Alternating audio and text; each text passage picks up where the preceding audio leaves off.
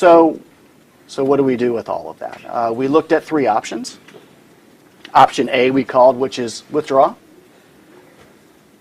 keep funding Afghanistan, and then try to manage the risks of international terrorist groups coming back to Afghanistan. Option B was an open-ended commitment. We would keep 8,400 troops there and current levels of funding, and we would do it forever. Essentially, as Jim Cunningham put it, put the current approach on autopilot. And that includes managing the policy episodically from the White House and from Washington, D.C. And then option 3 is what we called focused engagement. So is there a way to do something different besides open-ended commitment or simply leave?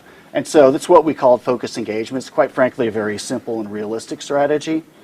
And it's based on the fact that a negotiated outcome is probably the most realistic way to gain a favorable and durable result in this war. So we've got to figure out how to make the conflict ripe for negotiations in which the Afghan government has the advantage. And then you need to be building the foundations of a peace process, and not a peace deal where people get around a table and try to hammer out a deal in 3 days, but a process that will probably take 10 to 15 years or longer to unfold.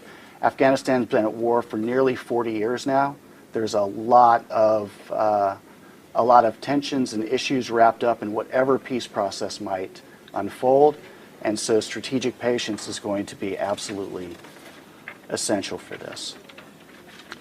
So we laid out 3 objectives for how we set the conditions to bring a negotiated outcome about in which the Afghan government has the advantage and that respects these sacrifices and service of both Afghan civilians and soldiers as well as Americans. So we laid out 3 objectives. First is we got to stabilize the battlefield, and that means that we need to stabilize our troop presence and essentially say that we're going to be there at this level or an enhanced level as long as the Afghan government wants us. So get rid of the withdrawal timelines. We're gonna stay there as long as the Afghan government and people want us to be there. At the same time, we've got to develop a U.S. Afghanistan strategy for how we're going to bring this war to a successful conclusion, get everybody on the same sheet of music, and then we've got to be much better at applying conditionality to our aid and assistance. And I think we can get more at that in the question and answer.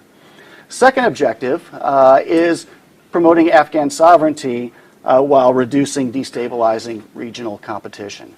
So we've been trying for a long time to essentially finesse everybody's interest, to try to find that sweet spot where the interests of all Afghans and as well as all the region, Pakistan, India, Iran, etc., can all be met.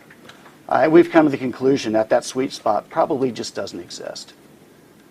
So a way around that is Afghanistan essentially declares themselves to be a neutral power backed by the United States, and regional actors make declarations of non-interference, and then you've got to have a process that adjudicates and manages that. If you can't find a way to manage the so-called great game, if you will, in a productive way, then this is perhaps an alternative to just remove the great game altogether. And then the third objective is we've got to begin the process of building the foundations for a peace process that, of course, may take 10 to 15 years or longer to unfold, and is probably going to require a third-party facilitator to begin to construct this process, to build these foundations. And these processes are going to have to occur at local levels, at national level, and at international or regional levels, because those are the dimensions of the conflict. And then finally, we need to stop, the United States needs to stop operating by bureaucratic silo and actually put somebody in charge in Kabul of the full range of the United States efforts in Afghanistan. And we'll talk more about that in the Q&A as well.